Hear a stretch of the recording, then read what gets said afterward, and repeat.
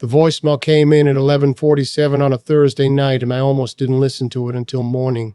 I was already in bed, 72 years old, with a back that doesn't appreciate late nights, and my phone had been buzzing on the nightstand like it does when someone I don't recognize decides 10 minutes before midnight is a reasonable time to call. I reached over and silenced it, rolled back over, stared at the ceiling. Then I picked it up again. The voice on the message was young, professional, carefully measured in the way that doctors learn to be when they're about to deliver something that will change a person's life. My name is Dr. Anita Solverson, calling from Mayo Clinic in Rochester.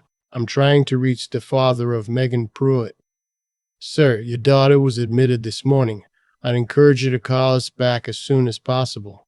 My daughter. I sat up in the dark and played it again. My name is Eugene Pruitt. I'm 72 years old, retired after 31 years teaching high school chemistry in Boise, Idaho. I live alone in the house I bought in 1988, in the same neighborhood where my daughter grew up, 3 blocks from her elementary school. I have a vegetable garden in the back that gets too much sun in July, and a golden retriever named Chester who thinks he's a lapdog. It is a quiet life. I built it deliberately, after everything fell apart, because quiet was the only thing I had the energy left to want. Megan was 29. She and I had not spoken in 14 months. I called the hospital back at midnight. A nurse confirmed that my daughter was a patient in their cardiology unit. She used the phrase, serious condition, without expanding on it, said the doctor on call would speak with me in the morning, and that if I was planning to travel, I should make arrangements. I was on a flight to Minneapolis by 6 a.m. I had not seen Megan since the Thanksgiving 2 years before the silence started.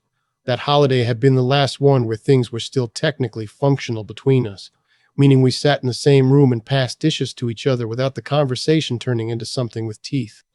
Her husband was there that year too. My son-in-law, a man I will call by his name, which is Trent, because I have no interest in softening who he is. Trent Pruitt, who took my daughter's last name when they married, a detail he mentioned often enough that I eventually understood it wasn't sentiment, it was strategy. Trent was 36, 9 years older than Megan, and he had a quality I noticed the first time she brought him to dinner that I can only describe as careful charm. He was funny when he wanted to be funny, warm when he wanted to be warm. He asked me questions about chemistry and actually listened to the answers, which most people don't bother to do. I liked him for almost a year before I started to notice the other things. The way Megan stopped calling as often after they got serious. The way her opinions and conversation would start strong and then quietly bend toward whatever Trent had said. The way she apologized for things that were not her fault. I mentioned it to her once. Gently, I thought. She told me I was projecting. Told me Trent was the most supportive partner she'd ever had. Told me, with a flatness in her voice that worried me more than the words, that she wished I could be happy for her. After that, I tried to keep my mouth shut. Tried to be the father who showed up and smiled and asked about their plans, and did not say what he was actually thinking. For 3 years, I managed it more or less, and then came the afternoon she called me crying from a parking garage because she had forgotten to confirm a dinner reservation, and Trent had not spoken to her for 2 days. That was the afternoon I stopped managing it. I said things I should have said more carefully. I said them too fast and too directly, and she heard them in the worst possible way. She told me I had no idea what her marriage was like. She told me Trent was going through a difficult time with work and that I was making everything worse. She told me she needed space. I gave her space. 14 months of space, because what else do you do when your daughter asks you to step back? You step back. You water your garden and take your dog on long walks, and you do not call unless you are called first, even on her birthday, because you are afraid that calling will be the thing that makes the distance permanent. I had not expected it to be a voicemail from a hospital in Minnesota that ended the silence. The cardiology unit at Mayo was on the 5th floor. A nurse met me at the elevator and walked me through a set of double doors into a corridor that was all fluorescent light and hushed voices. She told me my daughter had been transferred from a hospital in Duluth 3 days earlier, following what the admitting notes described as an acute cardiac event. She was stable now, the nurse said. Stable was doing a lot of work in that sentence. Megan was awake when I came in. She looked small in the hospital bed, small in a way she had not looked since she was a child with the flu. And I used to bring her ginger ale and put the television on low in her room. She had lost weight. Her hair was pulled back in a way that looked like someone else had arranged it. She saw me in the doorway and I faced several things at once, and then she started crying, and I stopped calculating all the ways this moment could go wrong and walked over to her. Dad. Hey, sweetheart. I sat in the chair next to her bed, and she held onto my hand with both of hers. And for a while, neither of us said anything, because there was so much to say that saying any of it first felt impossible. She told me what had happened in pieces over the next hour, while a machine behind her tracked her heart and green lines. She had been having symptoms for weeks, shortness of breath, exhaustion, and a regular feeling in her chest that she described as her heart forgetting what it was doing. She had mentioned it to Trent. He told her she was anxious, told her to try yoga. When she asked to see a doctor, he reminded her that they were on his employer's insurance and that she should think carefully before running up bills over what was probably stress. She waited another 3 weeks. Then she collapsed at the grocery store in Duluth, where they had moved for his job 2 years earlier. And a stranger called 911. A stranger. She had not called 911. A stranger. She had not called me.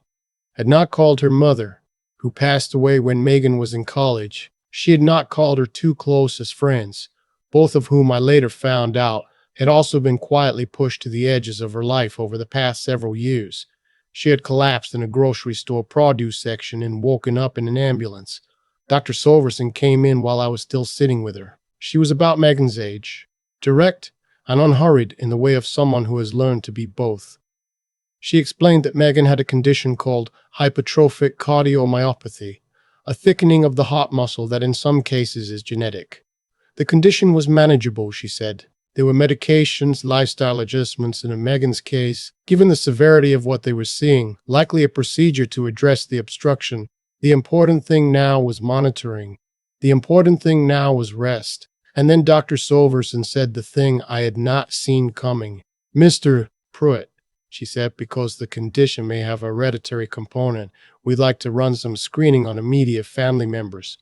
We've already spoken to your daughter's husband, and I want to follow up with you as well. We'd also like to test any biological children she may have. I looked at Megan. Megan was looking at the window. Children, I said. Megan doesn't have any children. The room went the particular kind of quiet that happens when something has just been said in front of someone who was not supposed to hear it. Dr. Solverson glanced at Megan, then back at me. Mr. Pruitt, your daughter has a son. He's 4 years old. He's currently with his paternal grandparents in Duluth. We assumed you knew. I sat there. He's 4, I said. Yes, I have a 4-year-old grandson. Dr. Solverson excused herself. She did it gracefully. The way you do when you have accidentally walked into something that has nothing to do with cardiology. The door clicked shut behind her, and I looked at my daughter, who was still looking at the window, and I tried to find something to say that wasn't going to crack everything open at once. Why didn't you tell me? She closed her eyes. I didn't answer that directly, she said. Because I didn't know how. Because Trent said you wouldn't be interested. Because every time I thought about calling you, I heard his voice in my head telling me you'd make it about yourself. And you believed him. She didn't answer that directly either. His name was Oliver. He had Megan's coloring, dark hair, the particular serious expression she used to make as a toddler when she was concentrating on something. I saw a photo first on her phone, one she pulled up without speaking and handed across to me. Then I saw him in person 2 days later, when her mother-in-law brought him to the hospital for a visit. Trent was not there. Trent had gone back to work. Let me say that plainly so it sits properly. Megan was in the cardiac unit of a hospital 4 hours from home, and her husband had gone back to work. He sent flowers. They were in a vase on the windowsill, and I looked at them every day and tried not to say anything about them. Oliver came through the door, holding his grandmother's hand, and stopped when he saw me. He was small and cautious the way 4-year-olds are with unfamiliar men, which I understood completely because I was an unfamiliar man to him. Megan held out her hands from the bed and he went to her, and she held him carefully because of the monitoring leads, and watching my daughter hold her son was both the best and hardest thing I had witnessed in years. "Mom, who is that?" "That's your grandpa, Gene." He looked at me over her shoulder with Megan's eyes assessing.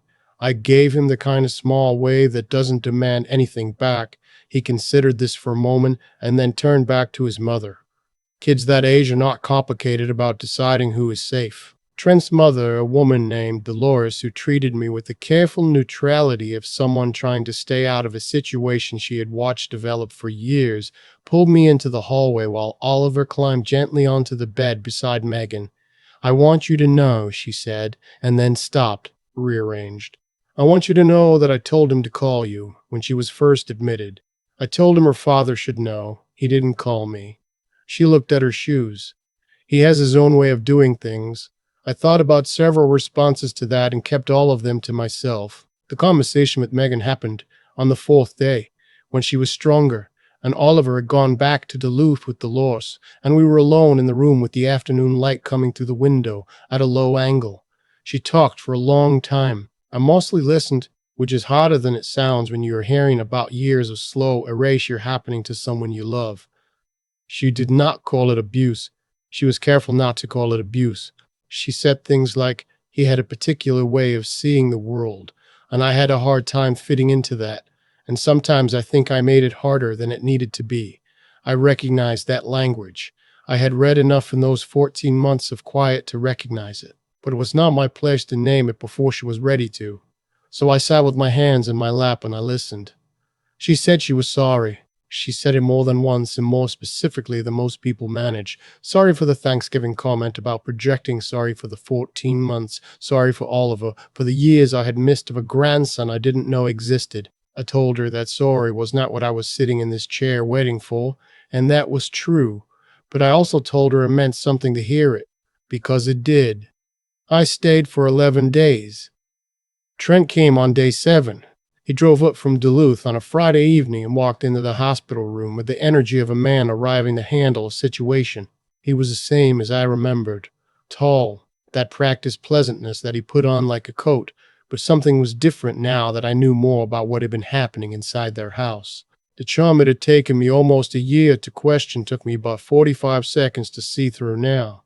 He shook my hand, said he was glad I could make it, said he'd been meaning to call. I told him I appreciated him saying that. I did not make a scene. I want to be clear about this because I know what some people would have done, what some people would say I should have done. But my daughter was in a hospital bed, and my grandson was 4 years old, and burning everything down was not going to help either of them. I was polite. I was measured. I was the kind of civil that takes everything you have. Later, in the parking garage, I sat in my rental car for 20 minutes before I trusted myself to drive. Megan's procedure was scheduled for the following month. By the time I left Rochester, we had talked through enough that she knew, really knew, not just politely acknowledged, that she had somewhere to go when she was ready. I told her that whatever she decided about her marriage was her decision, and I would not push her in any direction. I told her Oliver was welcome in my house any time and for any amount of time. I told her Chester the dog would probably be confused by a 4-year-old, but would adapt. She laughed at that. First real laugh I had heard from her in 2 years. What happened over the next 8 months is not a clean story. Life rarely provides those. Megan came through the procedure without complications.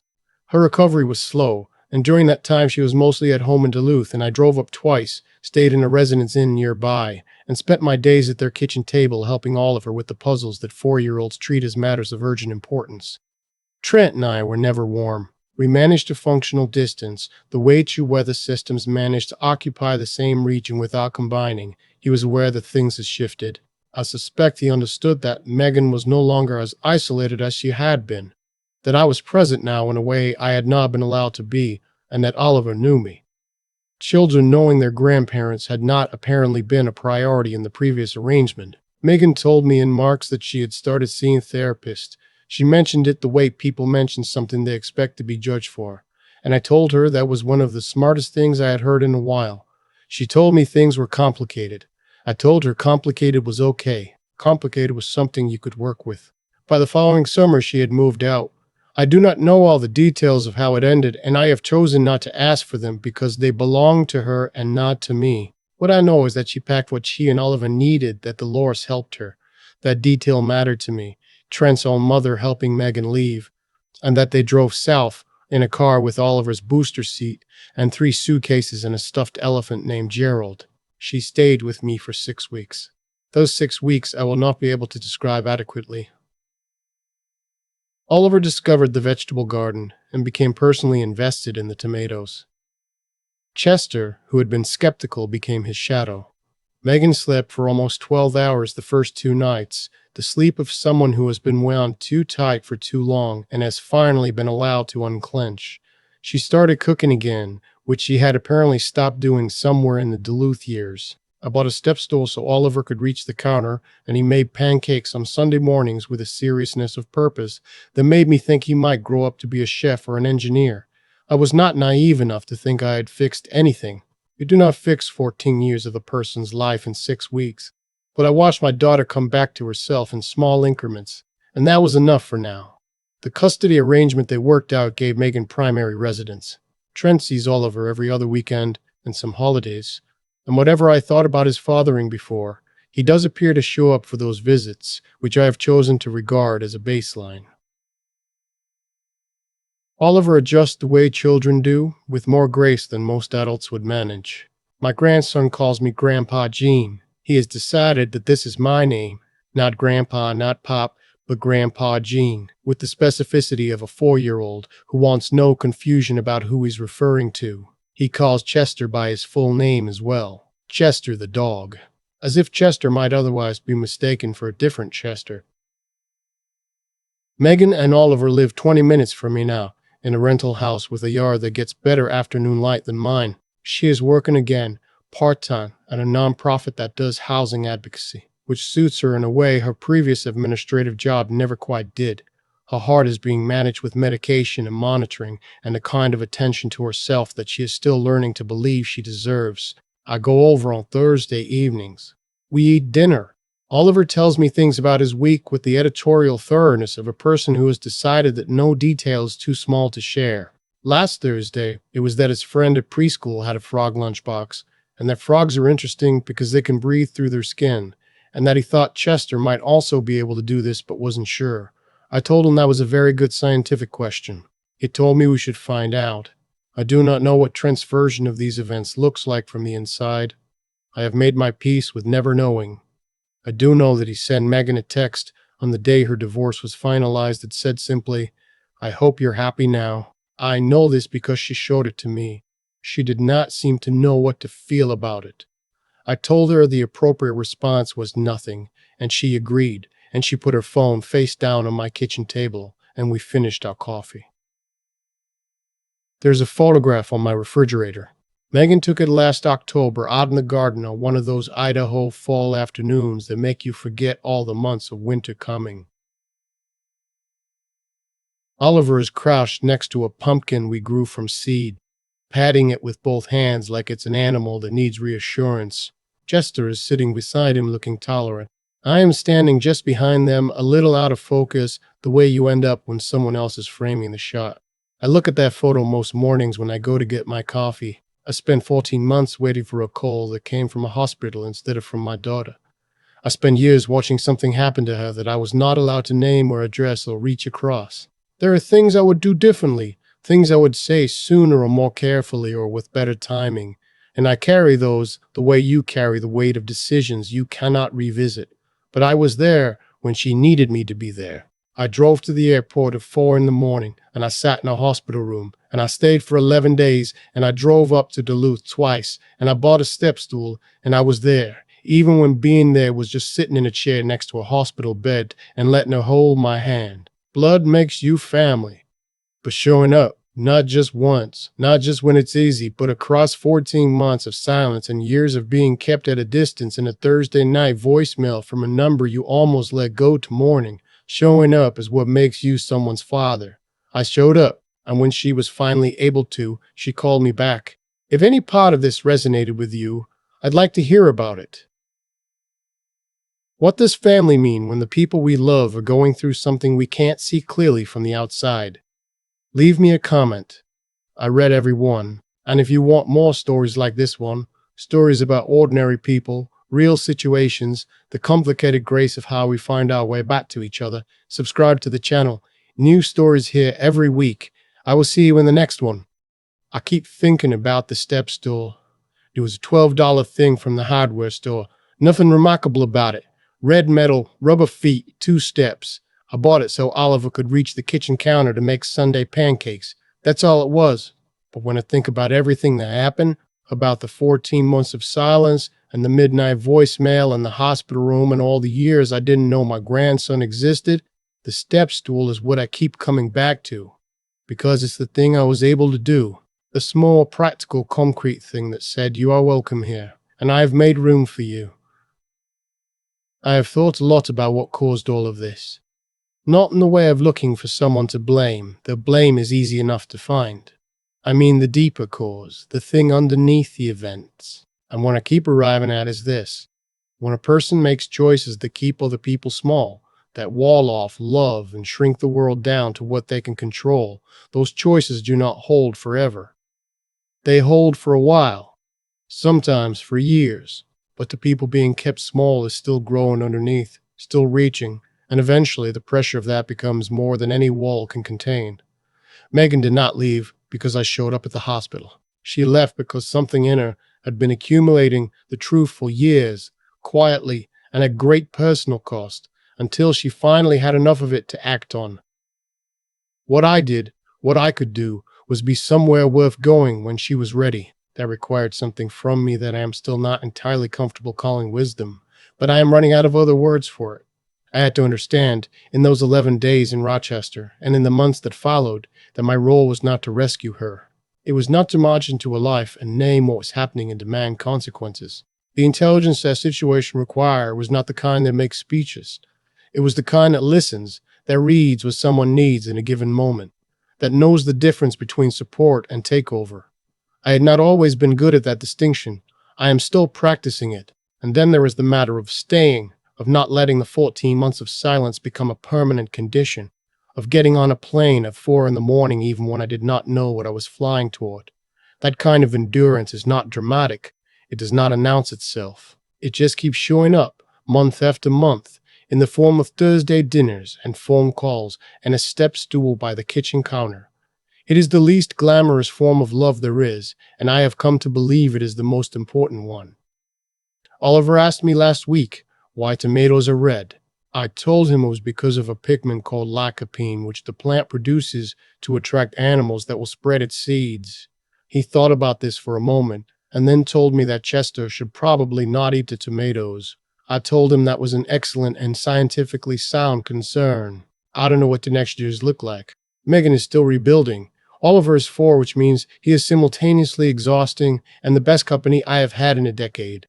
My back still doesn't appreciate early mornings, but I am here, in this house, 3 blocks from an elementary school, with a garden that gets too much sun in July and a granddaughter who will not stop calling me Grandpa Gene like it is a title I need to earn again each time. I have found that to be more than enough.